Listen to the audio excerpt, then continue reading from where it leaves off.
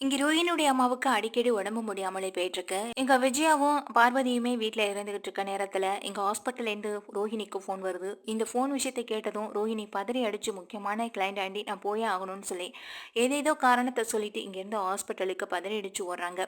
இங்க கிருஷி தான் எங்க நர்ஸ் கிட்ட தன்னுடைய அம்மா நம்பர குடுத்து ஃபோன் பண்ணவும் சொல்லியிருக்காங்க. அவங்க ஃபோன் பண்ணி சொன்னதுக்கு பிறகு தான் எங்க ரோஹிணிக்கு விஷயமே தெரிஞ்சிருக்கு. இங்க ரொம்ப பதறி அடிச்சு தன்னுடைய அம்மாவ பார்க்கறதுக்காக அந்த ஹாஸ்பிட்டலுக்கு போறாங்க. கிரிஷ் என்னடா இங்க தனியா இருக்க? பாட்டி எங்கடா? பாட்டிக்கு என்னாச்சுன்னு சொல்லும்போது, பாட்டிக்கு இப்பல்லாம் அடிக்கடி உடம்பு முடியாம போயிட்டே இருக்குமா. அடிக்கடி மயங்கி விழுந்துடுறாங்க. அதனால தான் ஹாஸ்பிட்டலுக்கு பாட்டி போகலான்னு சொல்லி கூட்டிட்டு வந்தாங்க. ஆனா பாட்டிக்கு ரொம்ப உடம்பு முடியலையாம். அதான் எங்க பாட்டிய உள்ள வச்சிருக்காங்கம்மான்னு சொல்லிட்டு இங்க பேசிக்கிட்டு இருக்கப்ப, என்ன மேடம் நீங்க? உங்க அம்மாவுக்கு உடம்பு முடியல. இப்படி நீங்க அசால்ட்டா இருக்கீங்க. இந்த வயசுல அவங்கள பக்கத்துல இருந்து பாத்துக்க வேண்டியது இல்லையா? அவங்க சாப்பிட்டாங்களா இல்லையான்றது கூட உங்களுக்கு தெரியுமா இல்லையா? அடிக்கடி மாத்திரை இதெல்லாம் அவங்க மறந்து போயிடுறாங்க. இதனால தான் இப்போ அவங்களுக்கு ரொம்ப லோவாயிடுச்சு. இப்போ ரொம்ப கொஞ்சம் கிரிட்டிக்கலான ஸ்டேஜில் தான் இருக்காங்கன்னு வந்து அவங்க சொல்ல, இதை கேட்ட ரோகிணி ரொம்ப கலங்கி அழுக ஆரம்பிச்சிடுறாங்க. மேடம் எப்படியாவது இங்கே என்னுடைய அம்மாவை காப்பாத்திருங்க, தயவு செஞ்சு காப்பாற்றி கொடுங்கன்னு சொல்லும்போது, இப்போ வந்து இப்படி பேசுறீங்க, அவங்க கூட இருந்து பார்த்துக்கணுன்ற கொஞ்சம் கூட ஒரு இது இல்லையா அவங்களுக்குன்னு சொல்லி எங்கள் கேள்வி மேலே கேள்வி கேட்க, பாவம் இந்த சின்ன பையன் என்ன பண்ணுறதுன்னு தெரியாமல் முழிச்சிட்டு இருந்தான். அப்பதான் உனக்கு தெரிஞ்சவங்க நம்பர் இருந்தால் கொடுங்கன்னு சொல்லும்போது உங்கள் நம்பரை கொடுத்தான் அப்படின்னு நர்ஸு சொல்ல, சரிங்க மேடம் நான் பார்த்துக்கிறேன்னு சொல்லிட்டு எங்கள் கிறிஷை கூட்டிகிட்டு வந்து உட்காடுறாங்க. நீ பயப்படாத கிறிஷ், பாட்டிக்கு எதுவும் ஆகாதுன்னு சொல்ல, பாட்டி ரொம்ப பாவமா எப்போதுமே ரொம்ப கவலையாகவே தான் இருந்துகிட்ருக்கோம். பேசாமல் நானும் பாட்டியும் இங்கேயே இருந்துடுறோமா, அங்கே இருக்கிறதுக்கு ரொம்ப கஷ்டமாக இருக்குமா அப்படின்னு சொல்ல, இதை கேட்ட ரோஹிணி ரொம்ப அழுகிறாங்க. எனக்கும் உங்கள் கூட இருக்கணும்னு ஆசையாக இருக்குல்லம்மா அப்படின்னு சொல்லிட்டு ரொம்ப ஃபீல் பண்ணிட்டு அழுகிறாங்க. இதனால ரோஹிணியால் அதையும் தாங்கிக்க முடியல. கொஞ்ச நேரத்தில் செக்கப் முடிச்சுட்டு டாக்டர் வெளியில் வர, இப்போ கொஞ்சம் கிரிட்டிக்கலான ஸ்டேஜை தாண்டிட்டாங்க. ஆனால் இதே மாதிரியான நிலைமை அவங்களுக்கு தொடர்ந்துச்சுன்னா அதுக்கப்புறம் பின்னால் அவங்கள காப்பாற்றுறது ரொம்ப பெரிய கஷ்டம் அப்படின்னு சொல்லிட்டு போக, இதனால ரோஹிணி என்ன பண்ணுறது என்ன முடிவெடுக்கிறதுன்னு தெரியாமல் தவிச்சிட்டு இருக்க தன்னுடைய அம்மாவை போய் உள்ளே பார்க்குறாங்க. நீ எதுக்கும் கவலைப்படாதம்மா, உனக்கு ஒன்றும் ஆகாது அப்படின்னு சொல்ல, என்னால் எத்தனை நாளைக்கடி கிறிஷை தனியாக வச்சு பார்த்துட்டு இருக்க முடியும்? பாவம் எனக்கு ஏதாவது ஒன்றுனா கிறிஷை ரொம்ப பயந்து அழுக ஆரம்பிச்சிடுறான். நான் என்னடி பண்ணுவேன்? சின்ன பையனை வச்சுக்கிட்டு நான் தனியாக இருந்து கஷ்டப்பட்டுக்கிட்டு இருக்கேன். நீ எப்போ தான் கிறிஷோட விஷயத்தில் ஒரு முடிவு எடுக்க போகிற அப்படின்னு சொல்லி எங்கள் அவங்க அம்மா கேட்க, அதுக்கு எங்கள் ரோஹிணியும், நான் இப்போ ஒரு முடிவை எடுத்துட்டேம்மா. நீங்கள் 2 பேரும் இங்கேருந்து கிளம்பி ஊருக்கெல்லாம் போக வேண்டாம். இங்கேயே உங்களுக்கு நான் வீடு ஏற்பாடு பண்ணி தரேன். நீங்கள் இங்கேயே இருங்க. கிறிஷையும் நான் இங்கே இருக்க ஸ்கூல்லையே படிக்க வைக்கிறேன். என்னால் எப்பெல்லாம் முடியுமோ அப்பெல்லாம் வந்து உங்களை நான் அடிக்கடி பார்த்துக்கிறேன். அப்போ அங்கே ஊரில் இருக்கப்போ தான் என்னால் வர முடியாது. ஆனால் இங்கே இருந்தீங்கன்னா என்னால் தினமும் கூட வந்து உங்களால் பார்க்க முடியும். அதனால் இங்கே யாருக்கும் தெரியாமல் நானே உங்களுக்கு வீடு எடுத்து நாங்கள் இங்கே தங்க வைக்கிறேன். ஆனால் முக்கியமாக நீங்கள் 2 பேரும் முத்து மீனா கண்ணில் படவே கூடாது அப்படின்னு சொல்லிடுறாங்க. இதை கேட்டதும் இங்கே கிறிஷோட பாட்டியும், இப்பயும் நீ உன்னோட நீ மாட்டிக்க கூடாது அப்படின்றதுல தெளிவாக இருந்துக்கிட்டு இப்போ எங்களை மாட்டி விடலான்னு பார்த்துட்டு இருக்க அப்படித்தானே? ஏதாவது ஒரு வகையில் நான் இங்கே மீனா கண்ணுலையோ முத்து கண்ணுலையோ பட்டுட்டேன்னா அதுக்கப்புறம் நீ என்னை கோவப்பட்டு திட்டுவ அப்படின்னு சொல்ல, இல்லைம்மா நான் எதுவுமே பேச மாட்டேன். ஒரே ஊரில் இருக்கும் பொழுது எக்ஸ்டெண்டெல்லாம் சில விஷயங்கள் நடக்கும்போது அதுக்கான சில ஏற்பாடுகளையும் பண்ணித்தானே ஆகணும். அப்படி ஒரு வேளை மாட்டிக்கிட்டீங்கன்னா அதுக்கு ஏதாவது பேசி சமாளிக்கிறதுக்கு நான் ஏதாவது ஒன்று சொல்கிறேன். அவங்கள பார்க்கும்போது அந்த விஷயத்த மட்டும் சொல்லி சமாளிங்கன்னு சொல்லிடுறாங்க. சரிடி அப்படின்னு அவங்க அம்மாவும் படுத்திருக்க, சரி இருமா நான் போய் பில் பே பண்ணிவிட்டு அதுக்கு பிறகு டேப்லெட்லாம் வாங்கிட்டு வரேன்னு இங்கே கிருஷை விட்டுட்டு வெளியிலையும் போயிடுறாங்க. அதெல்லாம் போயிட்டுருக்கப்போ இங்கே அவங்க சொன்ன மாதிரியே தன்னுடைய அம்மாவையும் கிருஷியும் அதே ஊரில் இருக்கிற எங்கள் வித்யா மூலமாக சில ஒரு வீட்டை வந்து கண்டுபிடிச்சு அந்த வீட்டில் வந்துட்டு வாடகைக்கு அவங்க அம்மாவை கொஞ்சம் தனியாக இருக்க வைக்கிறாங்க. ஏன்னா இப்போ வந்து வித்யா இருக்கிற ரூமையே காலி பண்ண சொல்லிட்டு இருக்காங்க. அது மட்டும் இல்லாமல் அது சின்ன ரூம் அப்படின்றதுனால அங்கே அவ்வளோ வசதியெல்லாம் இல்லை. இங்கே இவங்க 2 பேரும் போய் இருக்க முடியாது. அதனால தான் இங்கே வித்யா வீடு இல்லாமல் தனியாக ஒரு வீடு பார்த்து தங்க வைக்கிறாங்க. வித்யா வீட்டில் ஒரு வேளை தங்க வச்சாலும் பின்னால் மனோஜாலேயோ இல்லை ஆண்டியாலேயோ பிரச்சனை வந்துடும். அதனால தான் அந்த ஒரு விஷயத்துக்காகவும் அவங்க யோசிச்சிருக்காங்க. இதெல்லாம் பார்த்து தன்னுடைய அம்மாவையும் மகனையும் வேற ஒரு இடத்துல தங்கையும் வச்சுட்டாங்க. இது எல்லாமே நடந்துட்டு இருக்கப்ப தான் எல்லா வேலையும் முடிச்சுட்டு ரொம்ப டயர்டாக வீட்டுக்கு வராங்க. என்னம்மா கிளைண்ட்டை பார்த்துட்டியா? ரொம்ப வேலையா? ரொம்ப டயர்டாக இருக்கியேம்மா அப்படின்னு சொல்லி இங்கே பேசிட்டு இங்கே வந்து வந்து உட்காடுறாங்க. இன்னைக்கு ஒரு விஷயம் நடந்துச்சு தெரியுமான்னு சொல்ல, இங்கே நம்ம நினச்ச மாதிரியே ரோஹிணிக்கும் நம்ம இங்கே நினச்ச மாதிரியே ஸ்ருதிக்கும் மீனாவுக்கு இடையில பிரச்சனை வர ஆரம்பிச்சிடுச்சுன்னு சொல்கிறாங்க. இதை கேட்டதும் இது ரொம்ப சந்தோஷப்படுறாங்க ரோஹிணி. அப்படியே ஆண்டி அப்படின்னு சொல்லிட்டு, பரவாயில்ல ஆண்டி, நம்ம ஏதாவது ஒரு வகையில் அவங்கள 2 பேரையும் பிரிச்சுட்டா போதும், அதுக்கப்புறம் எங்கள் ஸ்ருதி மீனா பேச்சு கேட்கவே மாட்டாங்க அப்படின்னு சொல்லி இங்கே பேசிக்கிட்டு இருக்காங்க. உடனே இங்கே ரோஹிணிகிட்ட கேட்குறாங்க, என்னம்மா ரோஹிணி நீ மட்டும் வந்திருக்க, மனோஜ் கார் பார்க் பண்ணிட்டு வருவானா அப்படின்னு சொல்லி கேட்க, இல்லை ஆண்டி மனோஜுக்கு முக்கியமான கிளைண்ட் வேலை அதை பார்க்கணுன்னு சொல்லிட்டு இருந்தான், அதான் போய் பார்த்துட்டு வரதுக்காக போயிருப்பார் ஆண்டி, வந்துருவார் வராண்டி அப்படின்னு சொல்லிட்டு இருக்காங்க. சரிம்மா, நான் கூட அவள் வந்துட்டு இருக்கானோன்னு நினச்சேன். சரி உனக்கு எதுவும் வேணுமா அப்படின்னு சொல்லி கேட்குறாங்க. இல்லை ஆண்டி அதெல்லாம் ஒன்றும் வேண்டாம், நான் போய் கொஞ்சம் ரெஸ்ட் எடுக்கிறேன்னு சொல்லிட்டு இங்கேருந்து ரோஹிணி கிளம்பி உள்ளே போகிற நேரத்தில் எங்கள் வீட்டு வாசலில் சுதா வந்து நிற்கிறாங்க. சுதாவும் ஸ்ருதியும் வந்து நிற்கிறத பார்த்ததும் வாங்க சம்மந்தி அப்படின்னு சொல்லி உள்ளேயும் கூப்பிட்றாங்க. ஸ்ருதியும் சுதா ரெண்டு பேருமே இங்கே டப்பிங்களை முடிச்சுட்டு வழியில் தன்னுடைய அம்மாவை பார்த்த பிறகு தன்னுடைய அம்மாவையும் கூட்டிகிட்டு வீட்டுக்கு வராங்க. வீட்டுக்கு வந்ததும் ரோஹிணி உள்ளே போக வாங்க ஆண்டி அப்படின்னு சொல்லிட்டு இங்கே வந்து உட்கார்றாங்க. ரோஹிணி திரும்பவும் கூடவே விஜயாவும் வாங்க சம்மந்தி அப்படின்னு சொல்லிட்டு உட்கார வச்சுட்டு எதுவும் சாப்பிட்றீங்களா, மீனா எதுவும் சாப்பிட எடுத்துகிட்டு வரவான்னு சொல்ல, இல்லை ஆண்டி பரவாயில்ல, நான் அம்மாவுக்கு வழியிலே வரும்போது நாங்கள் ரெண்டு பேரும் ஹோட்டலில் சாப்பிட்டுட்டு தான் வந்தோம்னு சொல்ல, என்னம்மா எதுவும் முக்கியமான விஷயமான்னு சொல்லி கேட்க, ஏன் இந்த வீட்டுக்கு நான் சும்மா கூட வரக்கூடாதான்னு உடனே இங்கே வந்து கேட்குறாங்க. அதுக்கு இல்லை அப்படின்ற மாதிரி எங்கள் விஜயா வந்துட்டு பார்த்துட்டே இருக்கு. என்ன சம்மந்தி, நேற்று என்னடானா அங்கே உங்கள் ஃப்ரெண்டு வீட்டில் வச்சு என்னை என்னென்னமோ கேள்வி கேட்டீங்க, என்னை பேசுகிற மாதிரி இருந்தால் ஒன்று நீங்கள் இந்த வீட்டுக்கு வர வச்சு பேசியிருந்துருக்கணும், அதை விட்டுட்டு நீங்கள் என்னை வர வச்சு அந்த இடத்துல பேசுனது ரொம்ப பெரிய தப்பு தானே அப்படின்ற மாதிரி சொல்ல, என்ன சம்மந்தி அதை இன்னும் மனசில் வச்சுட்டு இருக்கீங்களா, நான் எதுவும் தப்பாக சொல்லலையேன்னு சொல்ல, நீங்கள் என்ன ஆண்டி தப்பாக சொல்லாமல் இருந்தீங்க, என்னை பற்றி அம்மா கிட்ட இப்படிலாம் பேசுறது ரொம்ப பெரிய தப்பு இல்லையா, என்னால் என்ன முடியுமோ அதுதானே இந்த வீட்டில் பார்த்துட்டு இருக்கேன், அதை விட்டுட்டு இங்கே நான் ரவியை இப்படி பேசுகிறேன், ரவி கிட்ட இப்படி நடந்துக்கிறேன்னு சொல்லும்போது சொல்லுறீங்க, நான் ரவி கிட்ட தானே இப்படி நடந்துக்கிறேன், இல்லை வேற யார்கிட்டையும் அப்படி நடந்துக்கிறேனா, அப்படி இருக்கப்போ நீங்கள் பேசுனது ரொம்ப பெரிய தப்பு ஆண்டி, என்னுடைய ஹஸ்பண்ட் கிட்ட நான் எப்படினாலும் பேசுவேன் எப்படினாலும் இருப்பேன், அதையெல்லாம் ஒரு குறையா நீங்கள் எங்கள் அம்மா கிட்ட சொல்லியிருக்கீங்க, இதனால அவங்க என்ன நினைப்பாங்க, அதுவும் மட்டும் இல்லாமல் அந்த வீட்டில் கூப்பிட்டு வச்சு பேசியிருக்கீங்க கிளாஸ் எடுக்கிற இடத்துல, இது மற்ற பசங்களுக்கு தெரிஞ்சால் எவ்வளோ பெரிய பிரச்சனையாகும், ஏன் எதை பற்றியுமே யோசிக்க மாட்டீங்களா ஆண்டி, உங்கள் விருப்பத்துக்கு ஒவ்வொரு விஷயத்தையும் பண்ணிட்டு இருக்கீங்க, இப்போ நான் ஏதோ ரவி பேச்சை கேட்டு நடந்துக்கலன்னு சொல்லிட்டு இருக்கீங்களே, நீங்கள் மட்டும் அங்களுக்கு பேச்சை கேட்டு நடந்துக்கிறீங்களா, அங்கள் பேச்சை கேட்டு நடக்கிற ஆளாக இருந்தால் இந்த விஷயத்தை நீங்கள் அங்கள் கிட்ட சொல்லியிருக்கணும்ல, ஆனால் இங்கே நடக்கிறது எதுவுமே அங்களுக்கு தெரிய மாட்டுது, பாவம் அவர் உடம்பு முடியல மாத்திரை போட்டு படுத்திருக்க நேரத்தில் நீங்கள் இந்த மாதிரியான ஒரு வேலையை பார்த்து விட்டுறீங்கன்னு சொல்லி பேச, இப்போ என்னம்மா என்ன நடந்துருச்சுன்னு இப்படி நீயும் உங்க அம்மாவும் என்கிட்ட இப்படி சண்டைக்கு வரீங்க அப்படின்னு சொல்லிட்டு இங்கே உடனே சுதாவை பார்த்து முறைக்கிறாங்க விஜயாவும். என்ன சம்மந்தி, நான் எதுவும் தப்பாக சொல்லலையே, நீங்கள் என்கிட்ட வந்து சொன்னதை என் பொண்ணுகிட்ட என்னால் கேட்காம இருக்க முடியுமா, மீனா கிட்ட எப்படி கேட்டனோ அதே மீனா கிட்ட கேட்கும்போது உங்கள் பொண்ணுகிட்ட கேளுங்கன்னு அது என்னை திமிருத்தனமாக பேசுது, அதனால தான் நான் இப்போ இங்கே என் பொண்ணை பார்த்து கேள்வி கேட்டேன், அவள்கிட்ட கேட்கும்போது தானே உண்மை என்னன்னே தெரியுதுன்னு சொல்கிறாங்க இங்கே சுதாவும். இதை கேட்ட இங்கே ரோஹிணிக்கும் அதே நேரம் விஜயாவுக்கும் எதுவுமே பேச முடியல. என் பசங்களை அப்படி வளர்க்கல, நான் நல்ல விதமாக தான் வளர்த்துருக்கேன், நான் பேச்சை கேட்டு நல்ல விதமாக வளர்த்துருக்கேன், என் பையங்க இப்படி இங்கே கால் அமைக்க விடுறதும் வாடா போடான்னு மற்றவங்க முன்னாடி அடிமத்தனமாக நடத்துறதும் இதெல்லாம் எனக்கு கொஞ்சம் கூட பிடிக்கவே இல்லைன்னு சொன்னீங்க, அப்போ இந்த வீட்டில் மற்ற பசங்க எல்லாரும் உங்கள் பேச்சை கேட்டு தான் நடந்துக்கிறாங்களா, அவங்க பொண்டாட்டி பேச்சை கேட்டு நடக்கிறது இல்லையா அப்படின்ற மாதிரி இங்கே வந்து கேட்குறாங்க. ஸ்ருதியோட அம்மா இப்படி கேட்கும்போது கண்டிப்பாக இல்லவே இல்லை, இந்த முத்து மீனா அவங்க எப்படியே இருந்துட்டு போகட்டும், எனக்கு பிடிக்கவே இல்லைனாலும் கூட இங்கே மரியாதை குறைவாக ஒரு நாளும் மீனா நடத்துனது கிடையாது, அதே போல் தான் நான் கூட்டிகிட்டு வந்த என் மூத்த மருமகளான ரோஹிணியும் மனோஜும் எந்த இடத்துலையும் அப்படி நடத்துனது கூட கிடையாது, எல்லா இடத்துலையும் மனோஜன் பேர் சொல்லி தான் கூப்பிடுவாளே தவிர வாடா போடான்னு அந்த மாதிரி அவள் பேசினது கிடையாது, இங்கே காலை அமைக்க விட சொல்லி கதறி அழுததும் கிடையாது, இப்போ இவன் இங்கே ஸ்ருதி மாதிரி நெயில் பாலிஷ் போட்டு விடுறதுக்கும் கால் அமைக்க விடுறதுக்கும் அவனை கண்டபடி திட்டுறதுக்கும் மற்றவங்க முன்னாடி இப்படி எதுவுமே எங்கள் ரோஹிணி பண்ணது கிடையாது அப்படின்னு சொல்ல, இது கேட்டுக்கிட்டு இருந்த எங்கள் சுதாவும் பக்கத்தில் இருந்த ஸ்ருதியும் சிரிக்கிறாங்க. அப்போ அங்கே உள்ள வர மீனா வாங்க ஸ்ருதி வாங்க அப்படின்னு சொல்லி இங்கே வந்து சுதாவும் முறைச்சி பார்த்தபடியே நிற்க, அப்போ உடனே ஸ்ருதி வந்துட்டு என்ன ஸ்ருதி என்ன சிரிக்கிறீங்கன்னு இங்கே கேட்குறாங்க, அது உங்களுக்கு விஷயம் தெரியாதுல்ல, ஆண்டி பேசினதை கேட்டு தான் நாங்களே சிரிச்சிட்டோம் அப்படின்னு சொல்லிட்டு எங்கள் ஸ்ருதியை சிரிக்க, என்னம்மா ஸ்ருதி கொஞ்சம் அமைதியாக இருன்னு இங்கே சுதாவும் சொல்கிறாங்க. இல்லை நீங்கள் இப்படியெல்லாம் பேசுகிறத பார்க்கும்போது சிரிப்பு தான் வருதுன்னு சொல்ல, நான் சிரிக்கிற அளவுக்கு எதுவுமே சொல்லலையே சம்மந்தி, உண்மையை தானே சொல்கிறேன், என் மருமகளையும் என் மகனையும் பற்றி பெருமையாக பேசிக்கிட்டு இருக்கிறது உங்களுக்கு சிரிப்பாக வருதான்னு சொல்ல, அப்போ இந்த வீட்டில் மனோஜும் ரோஹிணி மட்டும்தான் உங்களுக்கு முக்கியமானவங்களா, ரவி ஸ்ருதி உங்களுக்கு முக்கியமானவங்க கிடையாதா, அவங்கள பற்றி எங்ககிட்ட பேசுகிற அளவுக்கு என்ன குறை இருக்குது, அப்படி பார்க்கையில் இங்கே நீங்கள் ரோஹினுடைய அப்பாவை கூப்பிட்டும் மலேசியாவில் இருக்க அவரை கூப்பிட்டு வச்சு நிறைய விஷயங்கள் சொல்லியிருந்திருக்கலாமே அப்படின்னு இங்கே சுதா கேள்வி கேட்க, என்ன சம்மந்தி தேவையில்லாமல் இப்போ எதுக்காக அவரை இழுக்கிறீங்க அப்படின்னு சொல்ல, கூடவே ரோஹிணியும் இப்போ எதுக்காக ஆண்டி அப்பாவை பற்றி பேசுகிறீங்கன்னு சொல்லிட்டு இருக்காங்க, உண்மையை தானமாக சொல்கிறேன், இங்கே உங்கள் ஆண்டி சொன்னாங்கன்னு சொல்லி நீயும் ஸ்ருதியை பற்றி என்கிட்ட வந்து கம்ப்ளைண்ட் பண்ணுற, அப்படி பார்த்தா உன்னை பற்றியும் உன் புருஷனை பற்றியும் நிறைய கம்ப்ளைண்ட் உங்கள் மலேசியாவில் இருக்க உங்கள் அப்பா கிட்டேயும் பண்ணலாமே. ஏன்னா அந்த அளவுக்கு உங்களால் இந்த வீட்டில் நிறைய பிரச்சனை நடந்திருக்குல்ல அப்படின்னு சொல்லிட்டு இங்கே ரொம்பவே கேவலமாக சிரிக்கிறாங்க. இதை பார்த்த ரோஹிணியா அப்படியே கோவம் வருதோ, ரொம்ப முறைச்சி பார்த்துக்கிட்டு இருக்கேன். அப்படி நாங்கள் என்ன பண்ணிட்டோம், நாங்கள் இந்த வீட்டில் எதுக்கும் எந்த கெடுதலும் பண்ணதில்லைன்னு சொல்ல, அதான் எல்லாருக்கும் எல்லாம் தெரியுமேம்மா, இந்த வீட்டில் நடக்கிற விஷயம் எனக்கு என்ன தெரியாமல இருக்கு.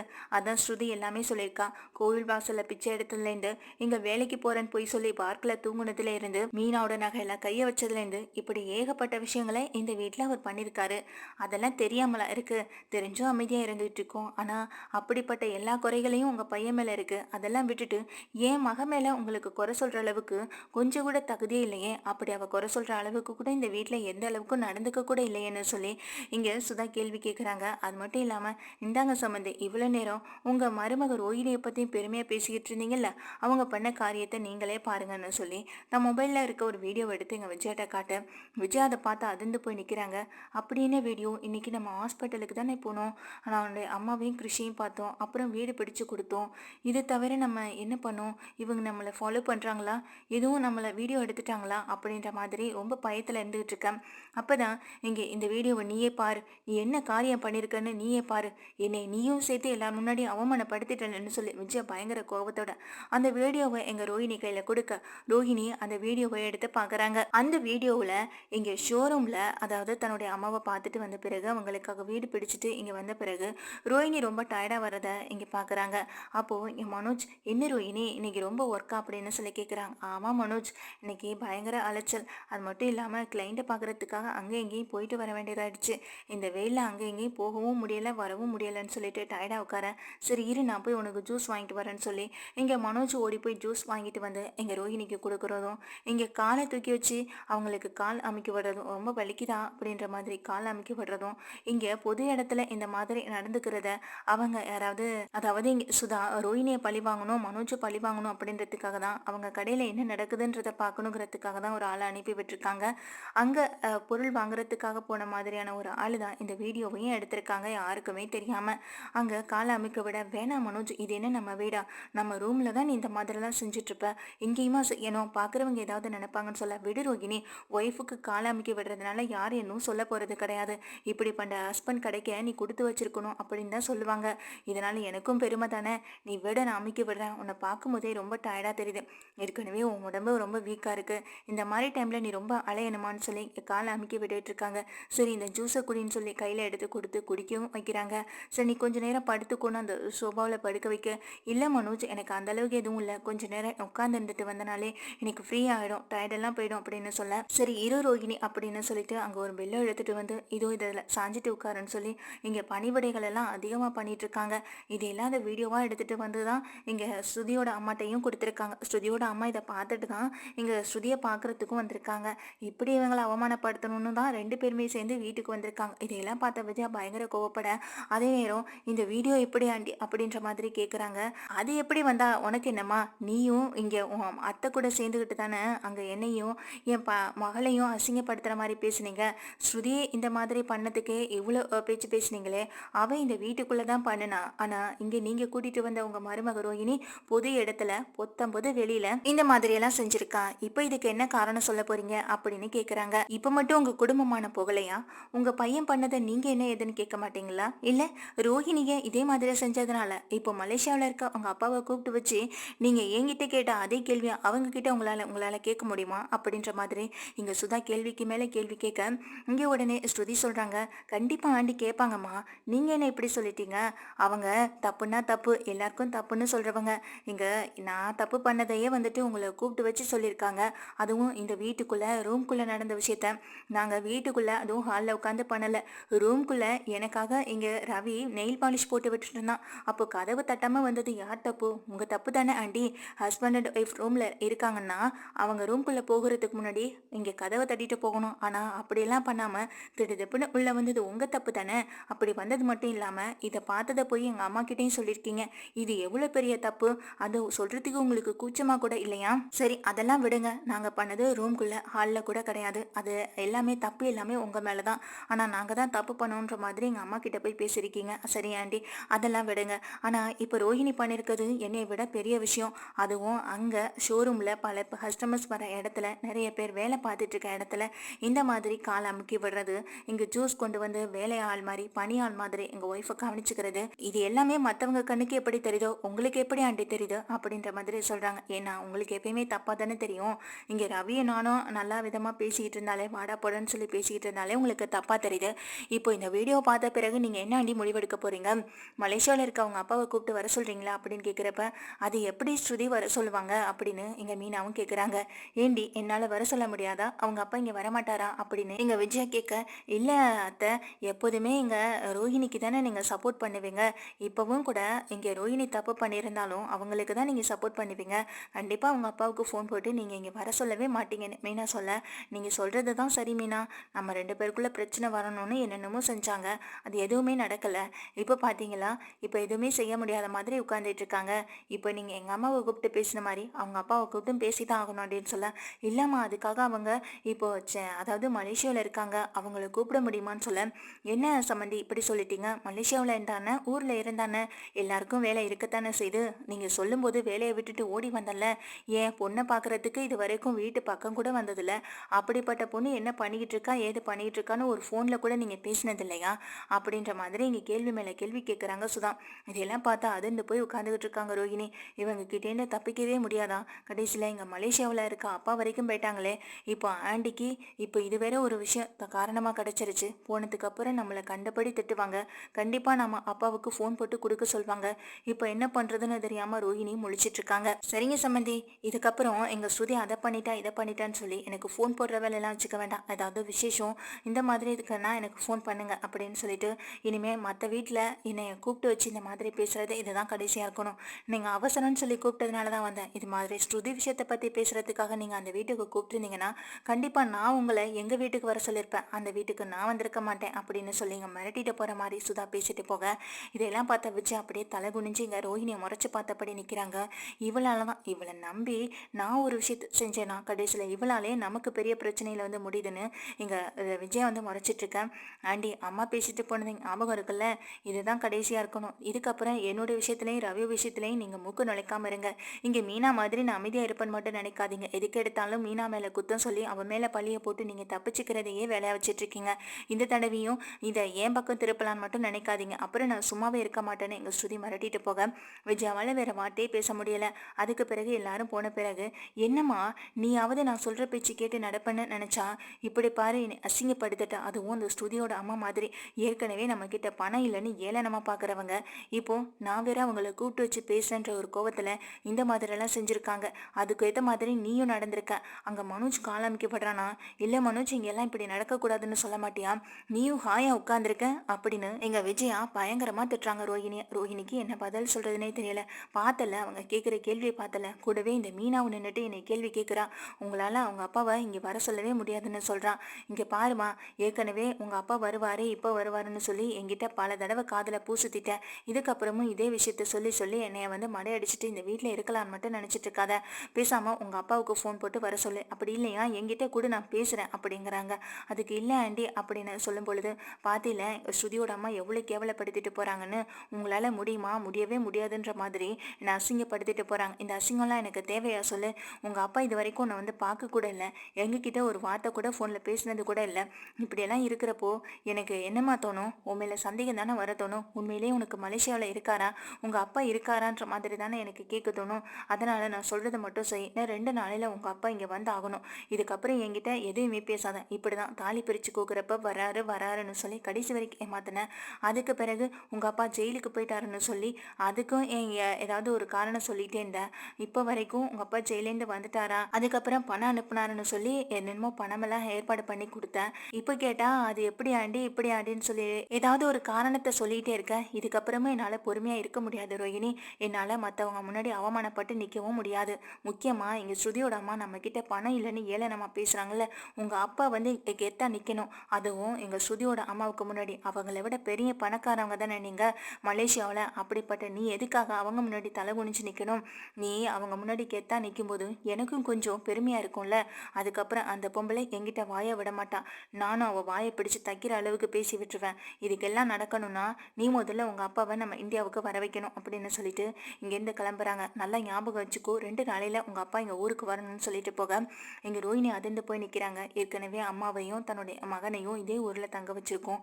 அந்த விஷயத்துலேயே நம்ம எப்போ சிக்குவோம் அப்படின்னு தெரியல.